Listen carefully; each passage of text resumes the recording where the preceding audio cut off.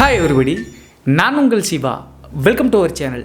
இன்றைய காணொலியில் தமிழ்நாட்டில் மிகவும் பிரியாணிக்கு பிரபலமாக இருக்கக்கூடிய ஆம்பூரில் நடந்த ஒரு அதிபயங்கர அமானுஷ்ய திகில் சம்பவத்தை தாங்க முழுமையாக பார்க்க போகிறோம். இன்று பார்க்க போகிற இந்த சம்பவமும் எல்லா வீடியோக்களையும் விட கொஞ்சம் வித்தியாசமாகவும் விசித்திரமாகவும் தாங்க இருக்க போகுது. ஸோ இன்றைய காணொலியிலும் கொஞ்சம் கூட சுவாரஸ்யம் மற்றும் த்ரில்லிங் குறையாமல் நீங்கள் அப்படியே எதிர்பார்க்கலாங்க. இதுபோன்று உங்களுடைய வாழ்க்கையிலும் ஏதாவது திகில் சம்பவம் நடந்துருந்துச்சுன்னா இந்த மின்னஞ்சல் மூலியமாக அதை ஷேர் பண்ணலாங்க. ஒருவேளை மின்னஞ்சலில் டைப் பண்ணுறது கஷ்டமாக இருந்துச்சு அப்படின்னா நம்ம சேனலினோட இன்ஸ்டாகிராம் லிங்கை கீழே டிஸ்கிரிப்ஷனில் கொடுத்துருக்காங்க. அதில் போய் ஃபாலோ பண்ணிவிட்டு வாய்ஸ் நோட்டாக கூட ஷேர் பண்ணலாங்க.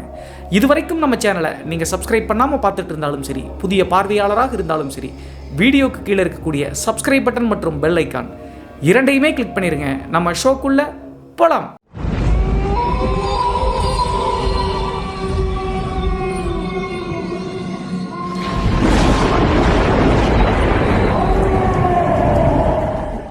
இந்த அமானுஷ்ய சம்பவம் நான் ஏற்கனவே சொன்ன மாதிரி தமிழ்நாட்டினுடைய மிக பிரபலமான பிரியாணிக்கு ஃபேமஸான ஆம்பூரில் 2015ஆம் வருடம் நடந்த திகில் நிகழ்வு தாங்க இந்த நிகழ்வு. இந்த சம்பவத்தை நம்மளுக்கு மின்னஞ்சல் மூலியமாக ஷேர் பண்ணது இஸ்மாயில் அப்படிங்கிற ஒரு வாலிபருங்க. இந்த சம்பவம் இவருக்கு நடந்ததா அப்படின்னு சொல்லி பார்த்தா ஆமாங்க, 2015ஆம் வருடம் இந்த இஸ்மாயில் அப்படிங்கிற ஒரு கல்லூரி படிச்சுட்டு இருந்திருக்காருங்க.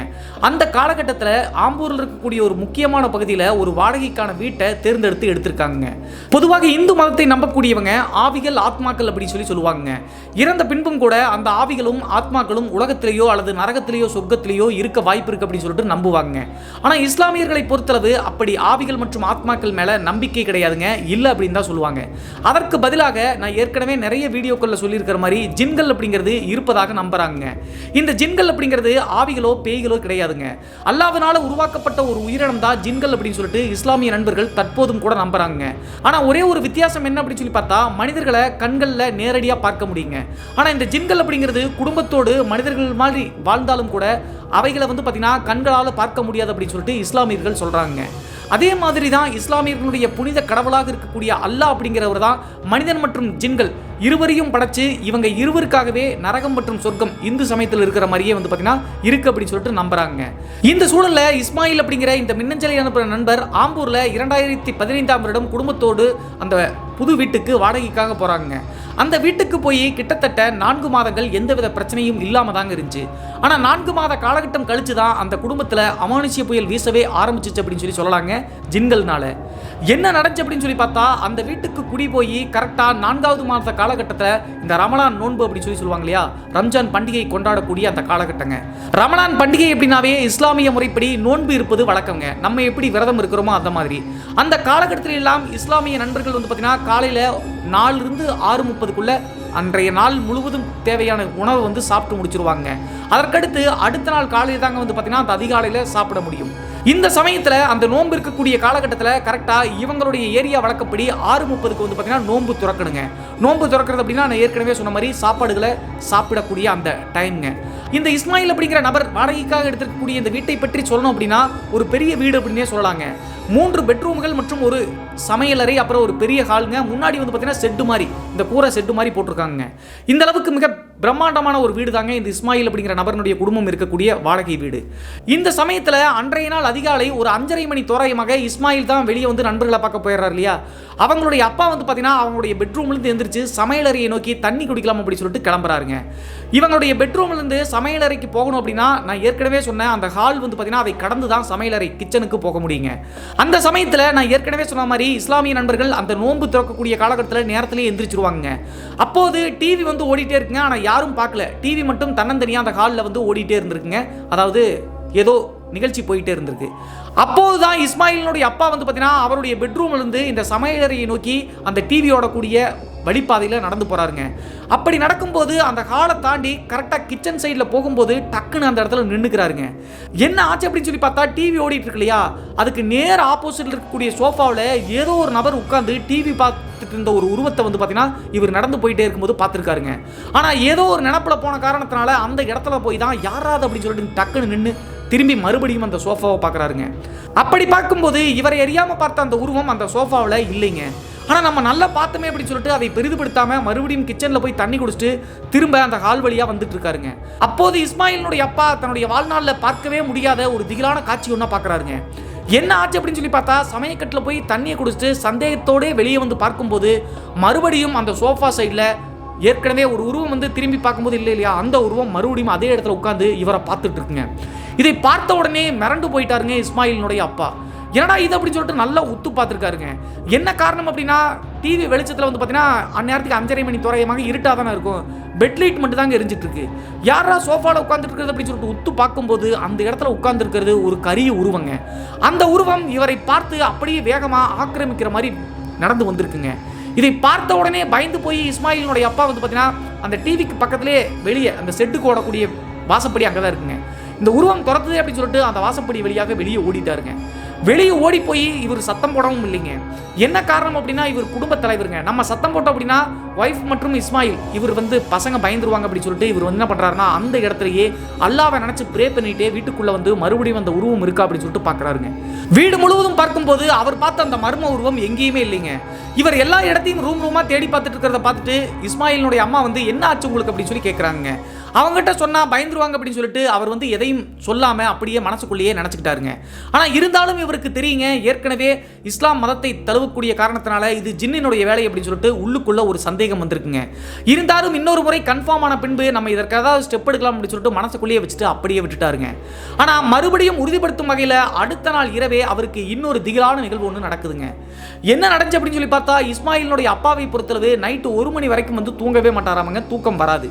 அந்த காரணத்தினால அந்த வீட்டில் நான் ஏற்கனவே சொன்ன மாதிரி 3 பெட்ரூம்கள் இருக்கக்கூடிய காரணத்தினால இஸ்மாயில் வந்து ஒரு பெட்ரூமில் போய் தூங்குறாருங்க. இவங்களுடைய அம்மாவும் அப்பாவும் ஒரு பெட்ரூமில் வந்து படுத்து தூங்கலாம்னு சொல்லிட்டு கட்டலில் அவங்களுடைய அப்பா சாஞ்சு படுத்துட்டு இருக்காருங்க. நான் ஏற்கனவே சொன்ன மாதிரி இவருக்கு தூக்கம் வராத காரணத்தினால இவர் என்ன பண்ணுறாருன்னா, இவர் படுத்திருக்கக்கூடிய பெட்ரூமில் ஒரு ஜன்னல் இருக்குங்க. அந்த ஜன்னல் இருந்து பார்த்தோம் அப்படின்னா வீட்டினுடைய அந்த மதில் சுவர், அந்த காம்பவுண்ட் எல்லாமே நல்லாவே பார்க்க முடியுங்க. அன்றைய நாள் வந்து முழு நிலா வெளிச்சம் அப்படிங்கிற காரணத்தினால அந்த காம்பவுண்ட் பார்த்தீங்கன்னா இந்த ஜன்னல் சைடு கட்டலில் சாஞ்ச மேனிக்கே தூக்கம் வராத காரணத்தினால பார்த்துட்டு இருக்காருங்க. அப்போது இவரை மறுபடியும் மிரட்டும் வகையில் இன்னொரு மர்மமான உருவம் ஒன்று அங்கே பார்க்குறாருங்க. என்ன ஆச்சு அப்படின்னு சொல்லி பார்த்தா, அவர் பார்க்கக்கூடிய அந்த ஜன்னலினுடைய லெஃப்ட் சைடில் இருந்து ஒரு உருவம் வந்து பார்த்தீங்கன்னா ஒரு பெண்மணியினுடைய உருவங்க. நல்ல தலை வந்து பார்த்தீங்கன்னா கொண்டை, தலை நிறைய முடிய வச்சு ஏற்றி சீவன மாதிரி அப்படியே புகை மாதிரி அந்த சைடுலேருந்து இந்த சைடு, அதாவது வீட்டு ஹாலினுடைய வாசப்படியை நோக்கி நடந்து போகுதுங்க. இதை பார்த்த உடனே இவருக்கு புரிஞ்சிருச்சுங்க, கண்டிப்பாக இது ஜின்னினுடைய வேலை தான் அப்படின்னு சொல்லிட்டு. ஏற்கனவே முந்தைய நாள் பார்த்துருக்கக்கூடிய காரணத்தினால பயந்து போய் அந்த இடத்துலையே அல்லாவை மனசுக்குள்ளே ப்ரே பண்ணிட்டு போர்வை இழுத்து போத்தி தூங்க ஆரம்பிச்சிட்டாருங்க. அடுத்த நாள் காலையில் எந்திரிச்ச உடனே இஸ்மாயிலினுடைய அப்பாவுக்கு புரிஞ்சிருச்சுங்க, இந்த வீட்டில் ஜின்கள் வந்து குடும்பத்தோடு வாழ மாட்டிருக்குது. நம்ம இருக்கக்கூடிய காரணத்தினால டிஸ்டர்ப் ஆகிற இதையெல்லாம் மனசில் வச்சு தான் நம்மளை வந்து பயமுறுத்தி வெளியேற்ற பார்க்குது அப்படின்னு சொல்லிட்டு புரிஞ்சுக்கிறாருங்க. ஏற்கனவே சொன்ன மாதிரி இஸ்லாம் மதத்தில் இதெல்லாம் சகஜமாமங்க. இந்த நேரத்திலிருந்தே இந்த ஜின்களை வந்து பார்த்தீங்கன்னா கட்டுப்படுத்தி வெளியேற்றுவதற்கான ஏதாவது ஒரு ஸ்டெப் எடுக்கணும் அப்படின்னு சொல்லிட்டு முடிவெடுக்கிறாருங்க. ஆனால் அன்றைய மாலையே மறுபடியும் இன்னொரு திகிலான நிகழ்வு வந்து அந்த குடும்பத்தில் நடக்குதுங்க. என்ன ஆச்சு அப்படின்னு சொல்லி பார்த்தா, 2 முறை அந்த ஜின்னை பார்த்த அந்த நிகழ்வு வந்து பார்த்தீங்கன்னா இஸ்மாயில் கட்டியோ அவங்களுடைய அம்மா கட்டியோ வந்து பார்த்தீங்கன்னா அந்த குடும்ப தலைவர் சொல்லவே இல்லைங்க. அன்றைய நாள் மாலை என்ன நடக்குது அப்படின்னு சொல்லி பார்த்தா, அவங்களுடைய அம்மா வந்து வீட்டில் காய்கறி இல்லை, வெளியே போய் காய்கறியை வாங்கிட்டு வாங்க அப்படின்னு சொல்லிட்டு இஸ்மாயிலினுடைய அப்பா கிட்ட சொல்கிறாருங்க. அவங்களுடைய அப்பாவும் ஒரு பைய கையில் எடுத்துக்கிட்டு வந்து பார்த்தீங்கன்னா என்னென்ன காய்கறிகளை வாங்கிட்டு வரணும் அப்படின்னு சொல்லிட்டு கேட்டுட்டு கிளம்பி போகிறாருங்க. அந்த நேரம் நான் ஏற்கனவே சொன்ன மாதிரி மாலை ஒரு 6 மணி 7 மணி தோராயமாக இருக்குங்க. இவர் போய் 1 மணி நேரம் ஆகியும் கூட அவர் வரவே இல்லைங்க. இந்த சமயத்தில் இஸ்மாயில் மற்றும் அவங்களுடைய அம்மா வந்து பார்த்தீங்கன்னா இந்த டிவி ரூம் இருக்கு இல்லையா, அதுக்கு அடுத்த ரூமில் இருக்கக்கூடிய கட்டலினுடைய பெட் கவர்கள் எல்லாம் வந்து பார்த்தீங்கன்னா பெட்டு கவர்லாம் சரி பண்ணிட்டு இருக்காங்க. அப்போது இஸ்மாயிலுடைய அப்பா வந்து காய்கறிகள்லாம் வாங்கிட்டு அந்த ஹாலுக்கு முன்னாடி சைடு ஒரு செட்டு மாதிரி இருக்குன்னு சொன்ன இல்லையா, அந்த செட்டு பக்கத்தில் வந்து நின்ன மாதிரி நின்று குரல் எழுப்புறாருங்க. என்ன சொல்கிறாரு அப்படின்னு சொல்லி பார்த்தா, நீ கேட்ட காய்கறிகள்லாம் வாங்கிட்டு வந்துட்டேன், முன்னாடி வச்சுட்டு போகிறேன், என்னுடைய ஃப்ரெண்ட் ஒருத்தர் கூப்பிட்றாரு, நான் அவரை போய் பார்த்துட்டு வரேன் அப்படின்னு சொல்லிட்டு குரலில் சொல்லிட்டு அவர் அப்படியே கிளம்பிட்டாருங்க. அந்த நேரத்தில் இஸ்மாயில் மற்றும் அவங்களுடைய அம்மா வந்து பெட் கவர் அட்ஜஸ்ட் பண்ணிட்டு இருந்த காரணத்தினால சரி வச்சுட்டு போங்க அப்படின்னு மட்டும் சொல்லிட்டு அவங்க வந்து மறுபடியும் அந்த வேலையை செஞ்சுக்கிட்டே இருக்காங்க. அப்போதான் ஒரு 10 நிமிடத்தில் மறுபடியும் அவங்களுடைய அம்மாவினுடைய ஃபோனுக்கு ஒரு கால் ஒன்று வருதுங்க. அந்த காலை அட்டன் பண்ண உடனே அங்கிருந்து பேசுறது யார் அப்படின்னு சொல்லி பார்த்தா இஸ்மாயிலினுடைய அப்பா தாங்க. அவர் என்ன சொல்றாரு அப்படின்னு சொல்லி பார்த்தா, நான் வந்து ரொம்ப நேரமாச்சு ஃப்ரெண்ட் ஒருத்தரை பார்த்துட்டு பேசிட்டு இருந்தேன், நீ சொன்ன காய்கறி எல்லாம் மறந்துட்டேன், மறுபடியும் ஒரு முறை சொல்லு அப்படின்னு சொல்லிட்டு ஃபோனில் அங்கிருந்து பேசுறாருங்க. இதை கேட்ட உடனே இஸ்மாயிலினுடைய அம்மாவுக்கு வந்து பார்த்தீங்கன்னா பயத்தோடு வந்து பார்த்தீங்கன்னா என்ன கிண்டல் பண்ணுறீங்களா, இப்போதானே கொண்டு வந்து கறிகளை வச்சுட்டு போனீங்க அப்படின்னு சொல்லிட்டு சொல்லியிருக்காங்க. அப்போது அவங்களுடைய அப்பா என்ன சொல்கிறாருன்னா, நான் வீட்டிலிருந்து வெளியே வந்தவன் தான், திரும்ப வரவே இல்லை, யார் கொண்டு வந்து காய்கறிகளை வச்சாங்க அப்படின்னு சொல்லிட்டு அங்கிருந்து சொல்கிறாருங்க. இப்படி சொன்ன அடுத்த நொடியே பயத்தோடு அவங்க அம்மா என்ன பண்ணுறாங்கன்னா, ஃபோனில் பேசிக்கிட்டே அந்த பையன் அங்கே வச்ச மாதிரி சொல்லிட்டு தானே போனார். அங்கே போய் பார்த்தா அங்கே எந்த வித காய்கறிகளும் இல்லைங்க. உடனே இவங்க பயந்து போய் உடனே வீட்டுக்கு வாங்க அப்படின்னு சொல்லிட்டு ஃபோனை கட் பண்ணிட்டாங்க. இப்படி சொல்லிட்டு ஃபோனை கட் பண்ண அடுத்த நொடியே அங்கிருந்து பேசக்கூடிய இஸ்மாயிலுடைய அப்பாவுக்கு புரிஞ்சிருச்சுங்க, ஏதோ தப்பா இருக்கு அப்படின்னு சொல்லிட்டு வேக வேகமாக வீட்டுக்கு வந்து சேர்றாருங்க. வந்த உடனே அவங்களுடைய அப்பா கிட்ட இவங்களுக்கு நடந்த அந்த விஷயங்களை அப்படியே சொல்றாங்க. கொஞ்ச நேரம் ஒரு 10 நிமிடத்துக்கு முன்னாடி தான் நீங்க கொண்டு வந்து காய்கறிகள்லாம் வச்சுட்டு போனீங்க அப்படின்னு சொல்லிட்டு உங்க குரல்ல அப்படியே அச்சு அசலாக அந்த குரலை கேட்டேன். ஆனா நீங்க சொல்றத பார்த்தா காய்கறிகளே வாங்கிட்டு வரலன்னு சொல்றத பார்த்து நாங்கள் பயந்து போயிட்டோம். வந்து பார்த்தா காய்கறிகள் இல்லை அப்படின்னு சொல்றாங்க. அதற்கு பின்பு இஸ்மாயிலுடைய அப்பா அவருக்கு நடந்த 2 நிகழ்வுகளையும் அப்படியே அவங்களுடைய அம்மா கிட்ட சொல்லிடுறாருங்க. உடனே அவங்களுடைய அம்மா பயந்து போய் இந்த வீடே நம்மளுக்கு வேண்டாம் அப்படின்னு சொல்லும்போது அவங்களுடைய அப்பா என்ன சொல்றாரு அப்படின்னா, இந்த வீட்டை விட்டு நான் மறுபடியும் நம்ம காலி பண்ணி போறதுக்கே 1 மாசம் ஆயிரம் வீடு கண்டுபிடிக்கிறதுக்கு, நம்ம அதற்கு பதிலாக வேற ஒரு வழி பண்ணலாம் அப்படின்னு சொல்லிட்டு அவங்களுடைய அம்மா கிட்டேயே அந்த வீட்டுக்குள்ள இருந்து ஒரு விஷயத்தை சொல்றாருங்க. என்ன சொல்றாரு அப்படின்னு சொல்லி பார்த்தா, அங்கே எங்கேயும் தேடி கண்டுபிடிச்சு இங்கிருந்து ஒரு 40 கிலோமீட்டர் தொலைவில் நம்ம எப்படி மாந்திரிகவாதின்னு சொல்றோம், அந்த மாதிரி ஜின்களை ஓட்டக்கூடிய ஒரு நபர் இருக்காருங்க இஸ்லாமிய மதர்லையும். அவருக்கு ஃபோன் பண்ணி அவரை போய் நான் கூட்டிட்டு வரேன், இன்னைக்கு இப்பயே கிளம்புறேன், நாளைக்கு சாயந்தரத்துக்குள்ள வந்துருவேன், அது வரைக்கும் நீங்க 2 பேரும் பாதுகாப்பா இருங்க அப்படின்னு சொல்லிட்டு அவங்களுடைய அம்மா கிட்ட பேசிட்டு இருக்காருங்க. இந்த நிகழ்வுகள் எல்லாமே அவங்களுடைய வீட்டில் பேசினது தான் தப்புங்க. என்ன ஆச்சு அப்படின்னு சொல்லி பார்த்தா, இவங்க இப்படி பேசிட்டு இருக்கக்கூடிய நிகழ்வுகள் அனைத்தையுமே நான் ஏற்கனவே சொன்ன மாதிரி ஜின்கள் வீட்டுக்குள்ளே இருந்தாலும் கூட கண்ணில் நேரில் தட்டுப்படாது. சில நேரங்களில் தான் இப்படி ஆவிகள் மாதிரி இவருக்கு 2-3 டைம் தட்டுப்படுச்சலையே அந்த மாதிரிலாம் செயல்களில் வேணும்னே அதை காமிக்கும். ஸோ அதையெல்லாம் அடிப்படையாக கொண்டு அவங்களுடைய அப்பா வந்து இதை சொல்லிட்டு கிளம்புற அப்படின்னு சொல்லிட்டு சொல்லும் போதா இன்னொரு முக்கியமான விஷயத்தை யோசிக்கிறாருங்க. நாம வேற வெளியே போகிறோம், பையனும் அம்மாவும் மட்டும்தான் இருக்காங்க அப்படின்னு சொல்லிட்டு உடனே என்ன பண்ணுறாங்கன்னா, அங்கிருந்து 1 கிலோமீட்டர் தொலைவில் அவங்களுடைய அம்மாவுடைய அப்பாங்க, அதாவது இஸ்மாயிலுக்கு தாத்தா, அவர் வந்து பார்த்தீங்கன்னா வீட்டில் கொண்டு வந்து வர வரைக்கும் 1 நாள் வரைக்கும் இங்கே வெயிட் பண்ணி வீட்டிலே விட்டுட்டு போயிடலாம் அப்படின்னு சொல்லிட்டு அவரை போய் பைக்கில் கூப்பிட்டு வந்து வீட்டில் விட்டுட்டு இவர் கிளம்புறாருங்க இஸ்மாயிலுடைய அப்பா, அந்த ஜின்களை கட்டுப்படுத்தக்கூடிய நபரை கூட்டிகிட்டு வருவதற்காக. ஆனால் இஸ்மாயிலுடைய அப்பா வீட்டை விட்டு கிளம்புன அன்றைய இரவு இன்னொரு திகிலான சம்பவம் அவங்களுடைய வீட்டில் நடக்குதுங்க. திகிலான சம்பவம் அப்படிங்கிறத விட அவங்களுடைய வாழ்நாளில் மறக்கவே முடியாத அளவுக்கு ஒரு மரணம் ஒன்று அவங்களுடைய வீட்டில் நடக்குதுங்க. என்ன நடந்துச்சு அப்படின்னு சொல்லி பார்த்தா, அவங்களுடைய தாத்தா, அதாவது அம்மாவினுடைய அப்பா வந்து வீட்டில் கொண்டு வந்து பாதுகாப்புக்காக விட்டு போனாங்க இல்லையா, அவர் அன்றைய நாள் என்ன பண்ணுறாருன்னா, எந்த ரூம்லையும் படுக்காம அந்த ஜின்களை 2 முறை பார்த்த, அதாவது அந்த ஹால் சைடு தண்ணி குடிக்க வரும்போது அவங்களுடைய அப்பா பார்த்தார் இல்லையா, அந்த சோஃபாவிலேயே வந்து நான் நைட்டு படுத்து தூங்கிறேன் அப்படின்னு சொல்லிட்டு அந்த வயதானவர் படுத்திருக்காருங்க. இந்த இஸ்மாயில் அப்படிங்கிறவர் அவருடைய ரூமில் தூங்க, அவங்களுடைய அம்மாவும் வந்து பார்த்தீங்கன்னா அவங்களுடைய பெட்ரூமில் தூங்கிட்டு இருக்காங்க. இந்த பெரியவரை பொறுத்தளவு வயசான காலத்தில் தூக்கம் வராது இல்லையா, அந்த சமயத்திலெல்லாம் வந்து பார்த்தீங்கன்னா இரவு நேரத்தில் 1 முறை 2 முறை வந்து பார்த்தீங்கன்னா டீ சாப்பிடுவதை வழக்கமாக வச்சிருந்திருக்காருங்க.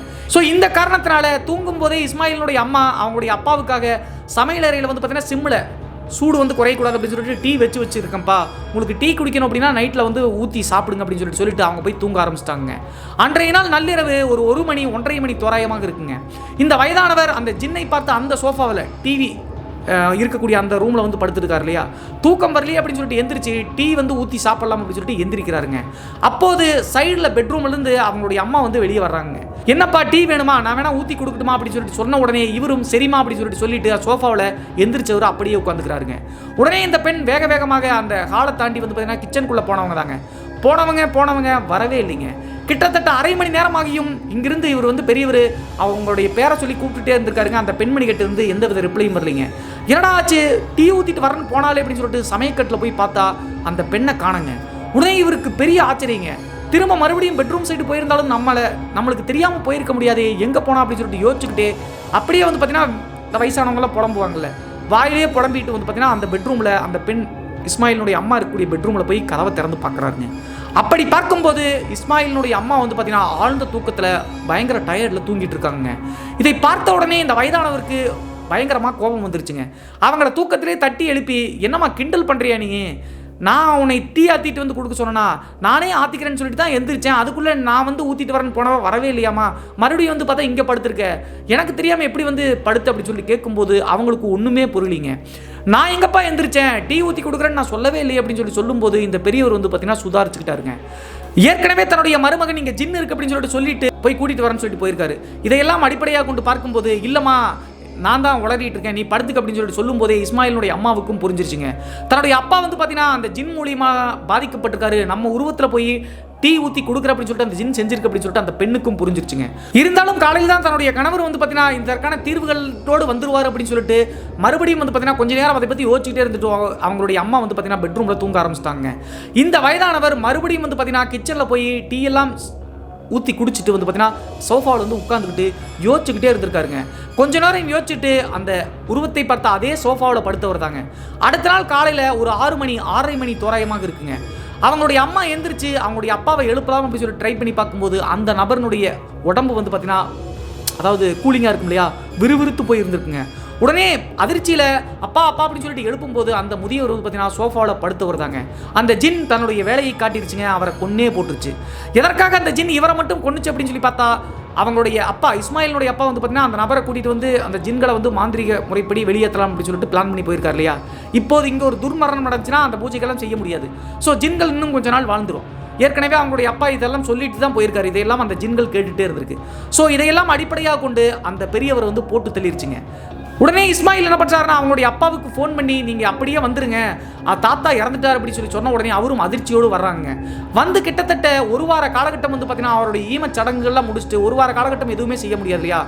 ஒரு வாரம் முடிஞ்ச உடனே அந்த நபர், அதாவது இந்த ஜின்களை கட்டுப்படுத்தக்கூடிய விரட்டக்கூடிய நபர் இருக்கார் இல்லையா, அவரை கால் பண்ணி வர சொல்லி உடனே என்ன நடந்தாலும் பரவாயில்ல அப்படின்னு சொல்லிட்டு அந்த வீட்டில் பூஜை செய்ய ஆரம்பிக்கிறாங்க. அந்த நபர் வீட்டில் வந்து பூஜைகளை செஞ்ச உடனே அந்த இஸ்மாயிலினுடைய அப்பா மற்றும் அம்மா கிட்ட ஒரு முக்கியமான விஷயத்தை சொல்லியிருக்காருங்க. இந்த வீட்டில் வந்து பார்த்தீங்கன்னா 2 ஜின்கள் இருக்குது. ஒன்று வந்து பார்த்தீங்கன்னா இந்த புனித ஜின், இன்னொன்று வந்து பார்த்தீங்கன்னா இந்த கெட்ட ஜின் அப்படின்னு சொல்லி சொல்லுவாங்க. புனித ஜின்கள் எப்படி இருக்கும் அப்படின்னு சொல்லி பார்த்தா, ஒரு நாள் அந்த நிலா வெளிச்சத்தில் வெளியே வந்து பார்த்தீங்கன்னா புகை மாதிரி போச்சுன்னு சொல்லி அவங்க அப்பா பார்த்தார் இல்லையா ஒரு பெண்ணினுடைய உருவத்தில், அது புனித ஜின்னுங்க. அதாவது வெள்ளை புகை மாதிரி இருந்துச்சுன்னா அது புனித ஜின். கரிய உருவத்தில் அந்த சோஃபாவில் ஒரு டைம் முதல் முறை பார்த்தார் இல்லையா, அது வந்து கெட்ட ஜின். இந்த கெட்ட ஜின்னால தான் ஆபத்து, உயிரே பழிவாங்கக்கூடிய நிகழ்வெல்லாம் செய்யும். அதற்கு உதாரணமாக தான் நான் வரக்கூடாது அப்படின்னு சொல்லிட்டு நினச்சிக்கிட்டு பெரியவரை போட்டு தள்ளியிருக்கு அப்படின்னு சொல்லிட்டு பூஜைகளை செஞ்சு முடிச்சுட்டு அப்படியே சொல்லிடுறாருங்க. அதற்கடுத்து இதற்கான தீர்வு என்ன அப்படின்னு சொல்லி கேட்கும்போது அவர் என்ன சொல்லியிருக்காரு அப்படின்னு சொல்லி பார்த்தா, இந்த வீட்டை விட்டு நீங்கள் காலி பண்ணுறது தான் நல்லது.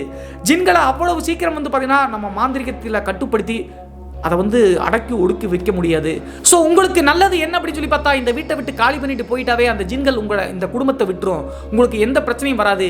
இல்லை அப்படின்னா இந்த பெரியவர் இறந்த மாதிரி உங்களுடைய குடும்பத்தில் யாரோ ஒருத்தர் உயிர் பலிகள் வந்துக்கிட்டே இருக்கும். அதனுடைய சொந்த இடம் அப்படின்னு சொல்லிட்டு இந்த வீட்டை வந்து பார்த்தீங்கன்னா ஆக்கிரமிச்சு அந்த ஜின்கள் வந்து குடும்பத்தோடு வாழ்ந்துட்டு இருக்கு.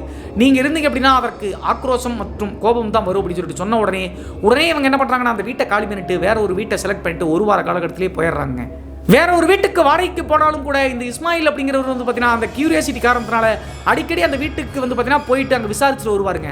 அந்த வீட்டுக்கு மறுபடியும் வரக்கூடிய குடும்பத்தார் எல்லாத்துக்குமே இவங்களுக்கு நடந்த மாதிரியே அமானுஷ்யங்கள் நடந்துகிட்டே இருக்குங்க. அது மட்டும் இல்லாமல் பக்கத்து வீட்டாரில் நிறைய பேர் இந்துக்கள் இருக்காங்க, இந்து குடும்பங்களும் இருக்காங்க அப்படின்னு சொல்லி சொல்கிறாங்க. அவங்கெல்லாம் என்ன சொல்கிறாங்க அப்படின்னு சொல்லி பார்த்தா, இரவு நேரத்தில் அந்த வீட்டு வாசப்படிக்கு முன்னாடி 2 பேர் வந்து பார்த்தீங்கன்னா நள்ளிரவு நேரத்தில் நின்று பேசிட்டு இருக்கிற மாதிரியும், அந்த வீட்டுக்குள்ள பாத்திரங்கள் அதாவது ஆட்கள் குடி இல்லைனாலும் கூட உருட்டுற சத்தமெல்லாம் கேட்டுட்டு இருக்கு, அது ஆவிகள் ஆன்மாக்கள் தான் அப்படின்னு சொல்லிட்டு இந்து சகோதரர்கள் சொல்கிறாங்க. ஆனால் நாங்கள் நம்பல, அது எல்லாமே வந்து பார்த்தீங்கன்னா ஜின்களினுடைய வேலை தான். இறந்து போன பாவப்பட்ட அந்த ஆத்மாக்களை வந்து பார்த்தீங்கன்னா பழி சொல்லக்கூடாது அப்படின்னு சொல்லிட்டு இந்த மின்னஞ்சலை இதோடு இஸ்மாயில் அப்படிங்கிறவர் சொல்லி முடிச்சுக்காருங்க. இதில் ஒரு பொதுவான கருத்து என்ன அப்படின்னு சொல்லி பார்த்தா, ஜின்கள், ஆவிகள், பேய்கள், பிசாசுகள் அப்படிங்கிறதெல்லாம் எல்லாம் ஒன்று தாங்க. அதாவது நம்ம எப்படி பிள்ளையார், சிவன் அப்படின்னு சொல்லிட்டு கும்பிட்றோமோ அதையே வந்து பார்த்தீங்கன்னா அந்த சக்தியை தான் இஸ்லாம் நண்பர்கள் வந்து பார்த்தீங்கன்னா அல்லாவாக கும்பிட்றாங்க, கிறிஸ்துவ நண்பர்கள் வந்து பார்த்தீங்கன்னா ஜீசஸாக கும்பிட்றாங்க. ஆனால் சக்தி ஒன்று தான் அப்படிங்கிறத நான் வந்து அப்படி தாங்க நினைக்கிறேன். அது மாதிரி தான் நம்ம ஆத்மாக்கள், ஆவிகள் அப்படின்னு சொல்லக்கூடிய இந்த விஷயத்தை வந்து பார்த்தீங்கன்னா இஸ்லாமிய நண்பர்கள் ஜின்கள் அப்படின்னு சொல்லி சொல்கிறாங்க, கிறிஸ்துவ நண்பர்கள் வந்து பார்த்தீங்கன்னா சாத்தான்கள் அப்படின்னு சொல்லி சொல்கிறாங்க. வார்த்தை தான் வேறே தவிர உருவங்கள் மற்றும் அந்த சக்திகள் எல்லாம் ஒன்று தான் அப்படின்னு சொல்லிட்டு தாங்க நான் நினைக்கிறேன். உங்களுடைய கருத்து என்ன அப்படின்னு சொல்லிட்டு மறக்காமல் கமெண்ட் பாக்ஸில் கமெண்ட் பண்ணுங்கள். இது போன்று உங்களுடைய வாழ்க்கையிலும் ஏதாவது திகில் சம்பவம் நடந்துருச்சுன்னா இந்த மின்னஞ்சல் மூலியமாக அதை ஷேர் பண்ணலாங்க. ஒருவேளை அது சுவாரஸ்யமாகவும் த்ரில்லிங்காகவும் இருக்கும் பட்சத்தில் கண்டிப்பாக நம்ம சேனலில் அப்லோட் பண்ணுவாங்க. மீண்டும் ஒரு த்ரில்லிங்கான அமானுஷ்ய எபிசோடுடன் உங்களை சந்திக்கும் வரை நான் உங்கள் சிவா.